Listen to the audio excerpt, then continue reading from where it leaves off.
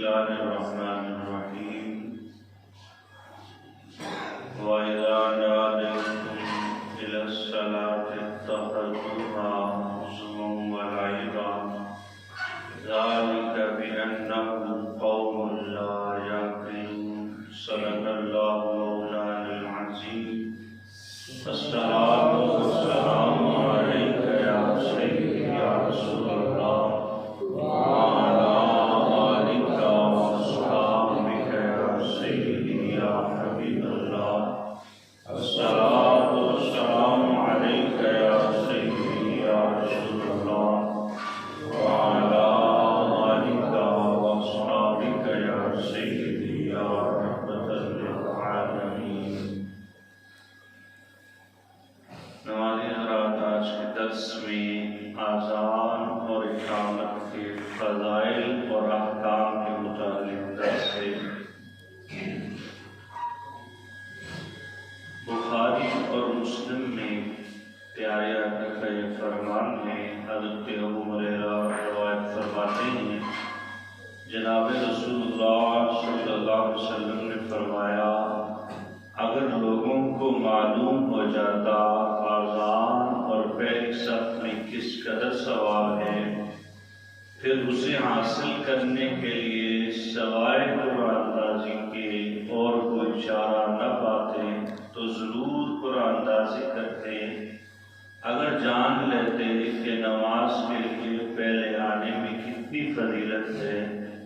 تو ضرور ایک دوسرے سے آگے بڑھنے کی کوشش کرتے، چاہے خود کو گھسیٹ کر آنا پڑتا۔ تو اس حدیث میں آذان اور نماز کے لیے جلدی آنے اور پہلی صف کی فضیلت کو بیان کیا گیا اور اس قدر ثواب کی ترغیب پیارے آقا صلی اللہ علیہ وسلم نے سنائی۔ حضرت ابو سعید خدری سے روایت ہے، رسول اللہ صلی اللہ علیہ وسلم نے فرمایا، اگر لوگ اذان دینے کا ثواب جان لیتے لَتَدَارَعُوا عَلَيْهِ بِالسُّجُودِ، تو اس پر ایک دوسرے سے تلواروں کے ساتھ لڑائی کرتے ہیں۔ یعنی کہ اتنا بڑا ثواب ہے کہ ایک کہتا کہ اگر تم نے مجھے اذان نہیں پڑھنے دی تو میں تمہارے ساتھ لڑائی کروں گا۔ بسا اوقات کچھ پہلے آنے والے بھی دوسرے کا دل رکھنے کے لیے اس کو اذان اور اقامت کا کہہ دیتے ہیں، تو یہ بھی اچھی بات ہے، لیکن اگر اس کو لگے کہ دوسرا کوئی دل پہ بات نہیں لے گا تو اس کو خود کو فوقیت دینی چاہیے دوسرے کے بجائے، کیونکہ صحیح احادیث سے یہی پتہ چلتا ہے۔ کریم آقا صلی اللہ علیہ وسلم نے کئی مرتبہ صحابہ کو یہ کہا کہ میں تم سے زیادہ حریص ہوں نیکی پر، یعنی میرا دل تم سے زیادہ چاہتا ہے کہ میں یہ نیکی کروں۔ تو بندے کو یہی چاہیے کہ وہ نیکی کے کاموں میں خود کو آگے آگے رکھے۔ ہاں، اگر کسی کا دل رکھنا ہو اور اگلا کمزور دل والا ہو تو دل رکھنے کا ثواب بھی زیادہ ہے، ورنہ خود ہی پہنچیں گے، خود ہی بیٹھے ہوئے ہیں، آپ سر فہرست اور آپ سمجھتے ہیں کہ آپ اذان اور اقامت کے اہل ہیں، تو پھر خود ہی کام کریں دوسرے کو کہنے کے بجائے۔ اسی میں فضیلت ہے اور یہی کریم آقا صلی اللہ علیہ وسلم کی سنت سے ثابت ہے۔ حضرت ابن عمر رضی اللہ عنہ سے روایت ہے، فرماتے ہیں رسول اللہ صلی اللہ علیہ وسلم نے فرمایا، اذان کہنے والے کی وہاں تک مغفرت کر دی جاتی ہے جہاں تک اس کی آواز پہنچتی ہے، وَيَسْتَغْفِرُ لَهُ كُلُّ رَطْبٍ وَلَا يَابِسٍ سَامِعًا، اور تمام خشک اور تر جو اس کی آواز سنتے ہیں اس کے لیے مغفرت کی دعا کرتے ہیں۔ یعنی اس قدر فضیلت ہے، اور پھر بھی ایک تو اس لحاظ سے بھی فائدہ اٹھانا چاہیے کہ ہماری مسجد میں نائب امام نہیں ہے، تو کئی افراد کو اس فضیلت سے فائدہ اٹھانے کا موقع ملتا ہے، لیکن گزشتہ سالوں میں تو روٹین ٹھیک تھی، یہ جو گزشتہ ہے اس میں تھوڑی کمزور ہوئی کہ بس کئی دفعہ ایسا ہوتا ہے کہ نماز اذان کے لیے کوئی نہیں آتا، پھر بچہ کوئی اذان پڑھ دیتا ہے۔ تو اس میں کس قدر فضیلت ہے، ابھی آپ نے 3 احادیث سماعت کی، ورنہ یہ تقریباً 40 حدیث لکھی ہوئی ہیں جن کو بیان کرنے کا اتنا ٹائم نہیں۔ بہرحال ہر ایک حدیث دوسرے سے بڑھ کر پیارے کر ترغیب دلا رہے ہیں کہ اتنا بڑا ثواب ہے۔ حضرت ابو ہریرہ رضی اللہ عنہ سے روایت ہے، رسول اللہ صلی اللہ علیہ وسلم نے فرمایا، الامام ضامن والمؤذن مؤتمن، امام ضامن ہے اور مؤذن امین ہے۔ اے پروردگار، امام کو ہدایت عطا فرما اور مؤذنوں کی مغفرت فرما۔ یعنی کہ امام الانبیاء صلی اللہ علیہ وسلم اذان پڑھنے والے کو یہ دعا دے رہے ہیں، اللہ اس کی مغفرت فرما، تو پھر کیسے ہو سکتا ہے اس کی مغفرت نہ ہو؟ تو اذان کتنا بڑا عظیم الشان کام ہے جس پر پیارے آقا صلی اللہ علیہ وسلم مغفرت کی ہوئے نبی سناتے ہیں۔ طبرانی کے الفاظ ہیں، رسول اللہ صلی اللہ علیہ وسلم نے فرمایا، 3 اشخاص ایسے ہیں جنہیں سب سے بڑی گھبراہٹ قیامت خوفزدہ نہیں کرے گی۔ قیامت کے روز، محشر کے روز یہ لوگ خوفزدہ نہیں ہوں گے، نہ انہیں حساب و کتاب کرے گا، وہ مشق کے ٹیلوں پر ہوں گے، حتیٰ کہ مخلوقات کے حساب سے فارغ ہو جائے گی۔ وہ پہلا آدمی جو اللہ کی رضا کے لیے قرآن پڑھتا ہے اور کسی قوم کی امامت کرتا ہے اور وہ قوم اس پر راضی ہو، اور دوسرا مؤذن جو اللہ کی رضا کی خاطر لوگوں کو نماز کے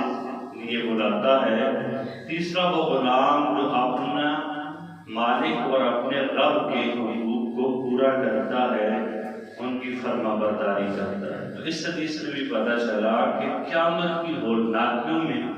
اور محشر کی سختی میں بھی بندہ مؤذن جو ہے وہ پرسکون ہوگا۔ یہ اذان دینے والے کو رب ذوالجلال نے شرف عطا فرمایا۔ حضرت ابن عمر رضی اللہ عنہ سے روایت ہے، رسول اللہ صلی اللہ علیہ وسلم نے فرمایا، ثواب کی نیت سے جو مؤذن اذان دیتا ہے وہ اپنے خون میں تڑپنے والے شہید کی طرح ہے، اللہ کے سامنے اس چیز کی تمنا کرتا ہے جسے اذان اور اقامت کے درمیان چاہتا ہے، یعنی ثواب۔ تو پتہ چلا کہ اتنا بڑا ثواب ہے کہ ایک شہید جو اس کو تلوار لگی، زخم لگ گئے، گولی لگی، وہ تڑپتا ہے، تو اس کا جس طرح طلب ثواب ہے اسی طرح مؤذن کی اذان دینے والے کا ثواب ہے۔ ابن عباس رضی اللہ عنہ سے مروی ہے، رسول اللہ صلی اللہ علیہ وسلم نے فرمایا، جس شخص نے ثواب کی نیت سے 7 سال تک اذان پڑھی، اس کے لیے آگ سے آزادی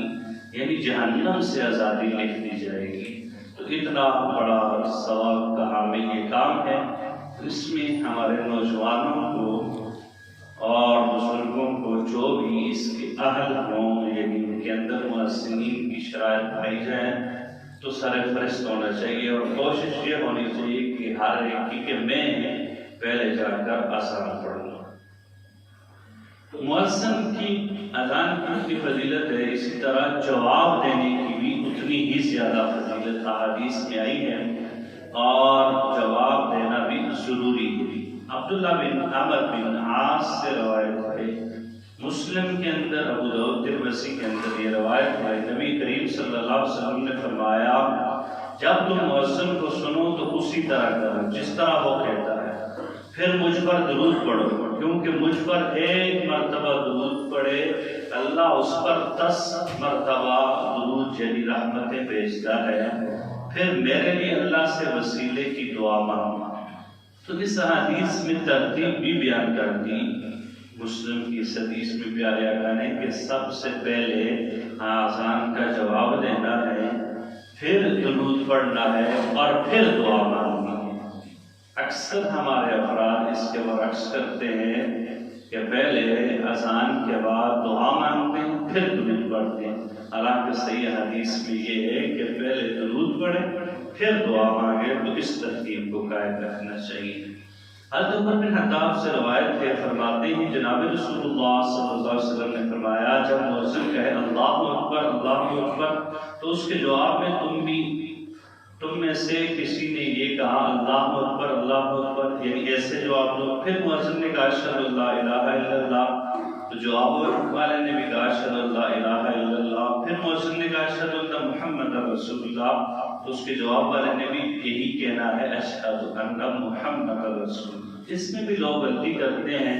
کہ بسا اوقات انگوٹھے چوم لیتے ہیں، بسا اوقات درود پڑھ دیتے ہیں، پورا یہ جواب ایسے نہیں دیتے، تو پورا جملہ دہرانا ہے، ساتھ میں انگوٹھوں کو چوم کر آنکھوں سے لگاتے ہوئے درود پاک پڑھنا ہے پہلی دفعہ، اور دوسری دفعہ انگوٹھوں کو چومتے ہوئے کہنا ہے قرۃ عینی بک یا رسول اللہ۔ تو بہرحال یہ اذان کا جواب انہی الفاظ کے ساتھ مکمل ہوگا، صرف درود پڑھنے سے تو یہ مکمل نہیں ہوگا۔ درود پڑھنا بھی واجب ہے، انگوٹھے چومنا واجب نہیں ہے، صرف مستحب ہے، چومیں گے آپ ثواب ملے گا۔ اگر آپ ہمیشہ پیارے آقا کے نام کو چوم کر آنکھوں سے لگاتے ہیں تو اولیاء اعظام یہ فرماتے ہیں اس بندے کی رب ذوالجلال آنکھوں کی بیماری سے محفوظ فرمائے گا۔ کریم آقا صلی اللہ علیہ وسلم نے فرمایا پھر مؤذن کہے گا حی علی الصلاۃ، تو اس نے جواباً کہنا ہے لا حول ولا قوۃ الا باللہ۔ پھر مؤذن حی علی الفلاح کہے گا، جواباً یہی کہنا ہے لا حول ولا قوۃ الا باللہ۔ پھر مؤذن کہے گا اللہ اکبر، تو اس کے جواب میں اللہ اکبر کہنا ہے۔ پھر وہ لا الہ الا اللہ کہے گا تو اس کے جواب میں یہ کہنا ہے لا الہ الا اللہ۔ حضور علیہ السلام نے حدیث کے آخر میں فرمایا دخل الجنہ، جو ایسا کرے گا وہ جنت میں پہنچ جائے گا۔ تو مؤذن کی جواب کو سننا، اذان کو اور پھر اس کا جواب دینا، اس پر حضور علیہ السلام نے جنت کی بشارت عطا فرمائی۔ آج ہم میں سے اکثر افراد اذان کو توجہ سے نہیں سنتے، جواب دینا تو دور رہا۔ کوئی بالفرض موبائل دیکھ رہے ہیں تو آواز بند کر دیتے ہیں، توجہ پھر بھی موبائل میں اذان کی طرف نہیں ہے، حالانکہ حکم یہ ہے کہ قرآن بھی پڑھا جا رہا ہو تو اس کو بھی بند کر دیں، اذان سماعت کریں۔ اذان کی کس قدر فضیلت ہے، سیدنا میمونہ سے روایت ہے، رسول اللہ صلی اللہ علیہ وسلم مردوں اور عورتوں کی صف کے درمیان کھڑے ہوئے اور فرمایا اے گروہ خواتین، جب تم اس حبشی یعنی حضرت بلال کی اذان اور اقامت سنو تو وہی الفاظ ہو جو یہ کہتا ہے، تو تمہارے ہر حرف کے بدلے میں 10 لاکھ درجے۔ حضرت عمر نے عرض کی یہ تو عورتوں کے لیے ہوا، مردوں کے لیے کیا ہے؟ تو آپ صلی اللہ علیہ وسلم نے فرمایا ہے عمر اس سے 2 گنا ہے۔ طبرانی نے اس کو معجم کبیر میں بھی روایت کیا، یہ امام دوسری کی ترغیب و ترغیب ہے جس سے میں پڑھ رہا ہوں۔ تو اس قدر فضیلت ہے، ایک جملے کے سمجھ لیں مردوں کے لیے 20 لاکھ درجے ہیں۔ جواب یعنی مؤذن کہے گا اللہ اکبر، اگر آپ نے جواب کہا اللہ اکبر، آپ کو 20 لاکھ درجوں جتنا ثواب عطا فرمائے گا رب ذوالجلال۔ تو مؤذن کے جواب دینے پر اس قدر فضیلت ہے۔ حضرت سہل بن سعد سے روایت ہے، کہتے ہیں رسول اللہ صلی اللہ علیہ وسلم نے فرمایا 2 ساعتیں ایسی ہیں کہ ان میں کسی کی دعا کرنے والے کی دعا رد نہیں۔ تو ایک حضور علیہ السلام نے فرمایا جب نماز کے لیے اقامت کہی جاتی ہے وہ وقت، یعنی کہ اقامت کو توجہ کے ساتھ سننے والا جو دعا کرتا ہے دل میں رب سے، تو اللہ اس کی دعا کو رد نہیں فرماتے۔ دوسرا جب بندہ جہاد فی سبیل اللہ کے لیے صف میں کھڑا ہوتا ہے، اللہ اس کی دعا کو کبھی رد نہیں فرماتے۔ تو اقامت سننے کی بھی اس قدر فضیلت ہے، پڑھنے والے کی بھی اسی قدر فضیلت ہے جس قدر اذان پڑھنے والے کی ہے۔ حضرت ابو ہریرہ سے روایت ہے کہ مؤذن کے اذان دینے کے بعد ایک آدمی مسجد سے نکلا تو انہوں نے ابو ہریرہ نے کہا کہ بے شک اس نے ابو القاسم یعنی پیارے آقا صلی اللہ علیہ وسلم کی نافرمانی کی۔ پھر کہا ہمیں رسول اللہ صلی اللہ علیہ وسلم حکم دیتے تھے کہ جب تم مسجد میں ہو پھر نماز کے لیے اذان دی جائے تو تم میں سے کوئی بھی بغیر نماز پڑھے نہ نکلے۔ اور دوسری روایت میں یوں ہے رسول اللہ صلی اللہ علیہ وسلم نے فرمایا نہیں سنتا میری اس مسجد میں اذان پھر بغیر کسی حاجت کے اس سے نکل جاتا ہے تو پھر واپس لوٹتا بھی نہیں تو وہ منافق ہے، یعنی کہ اذان پڑھ کے چلو جی گلی میں نکل گیا پھر واپس بھی مسجد میں نہیں آیا، حضور نے فرمایا وہ منافق ہے۔ اذان پڑھ کے مسجد سے نکلنا جائز نہیں ہے نماز پڑھے ہوئے۔ حضرت انس بن مالک سے روایت ہے رسول اللہ صلی اللہ علیہ وسلم نے فرمایا ابواؤ بین الاذان والاقامۃ لا یرد، اذان اور اقامت کے درمیان میں جو ٹائم ہے اس میں پیارے آقا نے فرمایا اللہ دعا کو رد نہیں فرماتے۔ تو یہ ایسا ٹائم ہوتا ہے اس میں بیٹھ کر رب ذوالجلال سے دعائیں کرنی چاہیے، چھ جائے کہ مسجد سے باہر نکل کے بندہ کوئی پہلے آ بھی کیا اس نے اذان پڑھ دی تو اور کاموں میں مصروف ہو جائے، حالانکہ اتنا فضیلت کا عمل ٹائم ہے اس میں رب ذوالجلال دعاؤں کو رد نہیں فرماتے۔ اذان اور اقامت کے چند مسائل آپ سماعت کر لیں چونکہ سب کے متعلقہ حدیث ہیں لیکن ٹائم میں اتنی گنجائش نہیں۔ فرض نماز کے لیے اذان اور اقامت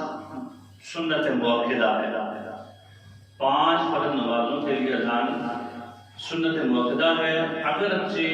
اکیلا بندہ ہی کیوں ہو، مسجد میں آیا کوئی اور نہیں، اکیلا ہے پھر بھی اذان ہے، گھر میں کسی طرف سے اذان کی آواز نہیں، اکیلا ہے پھر بھی اذان کی کہہ کر نماز پڑھے گا۔ حتیٰ کہ حدیث میں آتا ہے کوئی اگر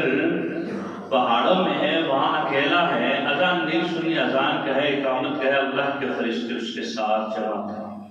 تو بہرحال اذان 5 نمازوں کی جماعت کے لیے سنت موقدہ ہے، اذان ٹھہر ٹھہر کر کہنی چاہیے اور اقامت جلدی جلدی، یعنی جتنی 2 لفظ ادا ہوتے ہیں اذان کے اتنے اقامت کے 2 لفظ ہونے چاہیے اور اذان کہے اتنی بھی لمبی نہیں ہونی چاہیے کہ جہاں مد ہے ہی نہیں وہاں کھینچ کھینچ کر اس کو مد بنا دیں۔ اللہ پہ کوئی مد نہیں ہے کھڑی جگہ، اس کو اتنا نہیں کھینچنا کہ مد بن جائے، اور حی علی الفلاح یا کوئی بھی جملے کا آخر ہے تو وہاں مد عارض ہے یعنی کہ وقف کی صورت میں مد بنتی ہے تو وہاں مد کر سکتے ہیں 3 الف کی مقدار۔ مؤذن نیک ہونا چاہیے، اذان سنت طریقے اور اوقات نماز کو جاننے والا ہو، یعنی کہ ایک تو اس کو پتا ہو کہ نمازوں کے ٹائم کیا ہیں۔ پرسوں ترسوں کی بات ہے جب ہم نے ٹائم چینج نہیں کیا تھا ایک نماز کا تو اس میں عصر کا تو ٹائم شروع ہو رہا تھا 29 منٹ پہ 27 منٹ پہ اذان پڑی۔ بات یہ ہے کہ اذان پڑھنے والے کو نماز کے ٹائموں کا علم ہونا ضروری ہے، ٹائم سے پہلے اذان کہہ دی تو اذان نہیں ہوگی، اس کا دلانا ضروری ہے۔ مغرب کی اذان کے بعد 3 چھوٹی یا 3 قدم کا وقفہ ہو، اس سے زیادہ نہیں۔ اب یہ نورالرضا کے اندر مسئلہ ہے، دیگر کتب فقہ میں بھی یہی مسئلہ ہے کہ کتنا کہ 3 قدموں کا، یہ اذان کے بعد کا ہے، اس لیے ہم اذان بعد میں پڑھتے ہیں۔ بعض لوگ اذان پہلے پڑھ کے اس کے بعد 10 منٹوں کا وقفہ رہتے ہیں، تو صحیح صورتحال مسئلے کی یہی ہے کہ اذان پڑھ دی جائے پھر اس کے بعد وقفہ نہیں ہے، اس کے بعد 3 قدموں کا وقفہ۔ گانے کی درس میں اذان دینا مکروہ ہے، الصلاۃ خیر من النوم کے جواب میں کہا جائے گا صدقت و بررت، اور قد قامت الصلاۃ کے جواب میں کہنا ہے اقامها اللہ و ادامها۔ بے وضو کا تکبیر پڑھنا مکروہ ہے، اذان اگر سے صحیح ہے بہرحال مکروہ ہے، یہ مکروہ تنزیہی ہے دونوں، چنبی کا نہ سمجھ بچے کا، پاگل کا، نشے والے کا، عورت کا اور فاسق کا اذان پڑھنا مکروہ تحریمی ہے، اگر پڑھ بھی دوبارہ پڑھنا ضروری ہے۔ اذان اور تکبیر کے درمیان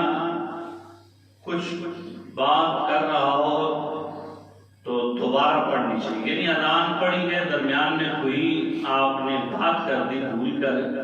یا ویسے ہی کسی نے بات کر دی تو پھر وہ اس کو پوری دوبارہ پڑھے، درمیان میں بات کرنے کی وجہ سے اذان اور اقامت نہیں ہے۔